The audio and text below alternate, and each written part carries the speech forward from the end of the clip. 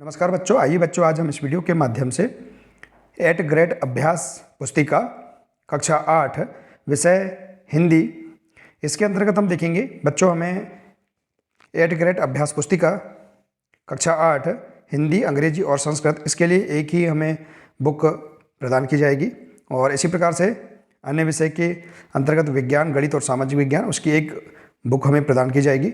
इसमें देखेंगे हम विषयवार जो प्रश्नोत्तरी दी गई है पाठ के अनुसार, उन्हें हम उत्तरों को हम अपनी पाठ्य पुस्तकों से आसानी से पूर्ण कर सकते हैं।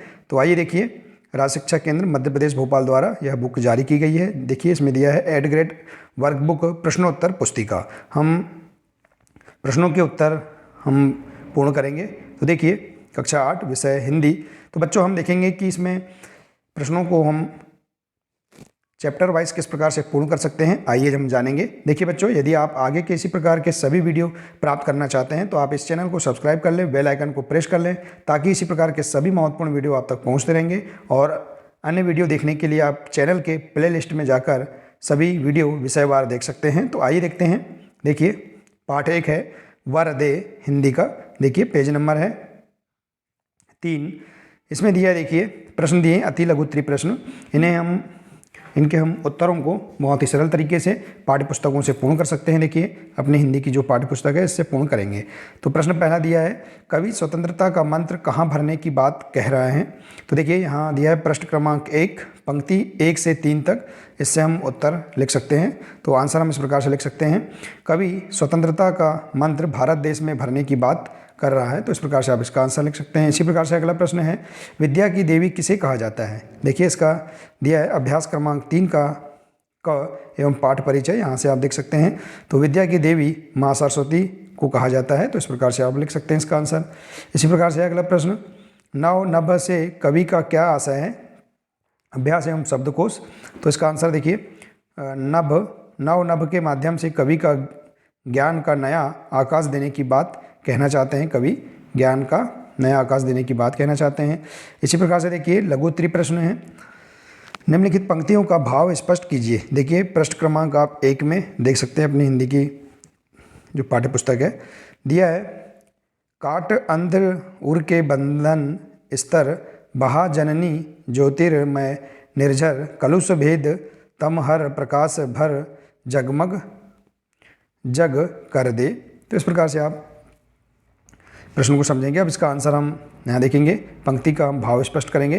तो इसका आंसर होगा, माँ सरस्वती से कवि कहता है कि अंधकार के बंधनों को काटकर उनमें ज्ञान और कला का प्रकाशवान झरना प्रभावित कर दे, हमारे जीवन के विकारों को मिटाकर उनमें प्रकाश भर दे। तो इस प्रकार से आप इसका आंसर बता सकते हैं। इसी प्रकार से अगला प्रश्न है, देखिए अगला पेज नंबर 4 है। दिया है प्रश्न 5वां, नवजात शिशु के चरण कमल के समान सुंदर है। वाक्य में उपमेय, उपमान, साधारण धर्म एवं वाचन शब्द छांटकर लिखिए। प्रश्न क्रमांक 5 अलंकार अभ्यास, वहाँ से आप आंसर प्राप्त कर सकते हैं। तो उपमेय नवजात शिशु के चरण, इस वाक्य में उपमान है कमल और साधारण धर्म है सुंदर और वाचक शब्द है समान। तो इस प्रकार से आप यहाँ पर इस प्रश्न का आंसर लिख सकते हैं। इसी प्रकार से अगला देखिए प्रश्न, आकाश के 3 पर्यायवाची शब्द लिखकर उन्हें वाक्यों में प्रयोग कीजिए। देखिए आकाश के 3 पर्यायवाची शब्द कौन कौन से हैं, नभ, गगन और अंबर। इनके आप वाक्य में प्रयोग अपने अनुसार कर सकते हैं। हमने यहाँ उदाहरण स्वरूप बताया है, नभ में विचरण करने वाले पक्षियों पर कोई रोक नहीं है। और भी अन्य आप वाक्य बना सकते हैं। इसी प्रकार से गगन के बारे में, भोपाल में बहुत सारी गगनचुंबी इमारतें हैं, इस प्रकार से आप लिख सकते हैं। अंबर, धरती, अंबर, चांद, सितारे के समान है। तो इस प्रकार से आप अपने मनपसंद के वाक्य भी बना सकते हैं। इसके बाद है अगला प्रश्न, दीर्घ उत्तरी प्रश्न। देखिए हम इसे किस प्रकार से पूर्ण कर सकते हैं। प्रश्न 7वां है, आप माँ सरस्वती से अपने राष्ट्र के लिए वरदान में क्या क्या मांगना चाहेंगे। स्वतंत्र अभिव्यक्ति, आप अपने मनपसंद का यहाँ आंसर आप लिख सकते हैं। तो देखिए हम आंसर इस प्रकार से बता सकते हैं, हम माँ सरस्वती से अपने राष्ट्र के लिए ज्ञान रूपी प्रकाश, स्वाधीनता और स्वच्छंदता का वरदान एवं लोगों को अज्ञानता से दूर कर उन्हें ज्ञान की ओर ले जाएं और ज्ञान रूपी प्रकाश भर जाएं, इस प्रकार का वरदान मांगना चाहेंगे। ठीक है। इसी प्रकार से देखिए अगला पेज है पेज नंबर 5। इसमें दिया है अति लघु प्रश्न दिया है इस पाठ से, वरदे कविता में वीणा वादनी किसे कहा गया है। देखिए प्रश्न क्रमांक 1 पाठ परिचय। वरदे कविता में वीणा वादनी माँ सरस्वती को कहा गया है। तो इस प्रकार से आंसर लिख देंगे। इसके बाद है दीर्घ उत्तरी प्रश्न, उपमा अलंकार किसे कहते हैं, लिखिए। तो देखिए इसका आंसर आप देख सकते हैं पृष्ठ क्रमांक 5 अलंकार अभ्यास में। जहाँ एक वस्तु की दूसरी वस्तु से समानता या तुलना की जाती है वहाँ उपमा अलंकार होता है। तो इस प्रकार से आप इसका आंसर लिख सकते हैं। इसी प्रकार से अगला प्रश्न है, वरदे कविता में प्रकृति की किन किन वस्तुओं में नया रूप देखना चाह रहा है, विस्तार पूर्वक लिखिए। तो देखिए संपूर्ण पाठ भावार्थ सहित आप यहाँ पर लिख सकते हैं।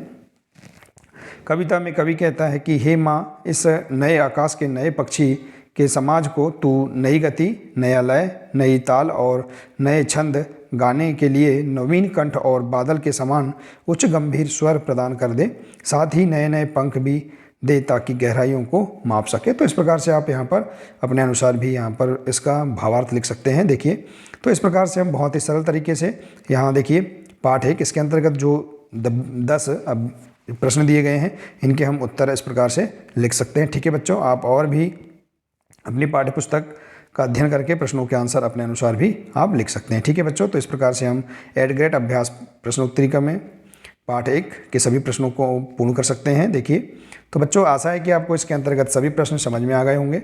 बच्चों मिलते हैं नेक्स्ट वीडियो में। नमस्कार।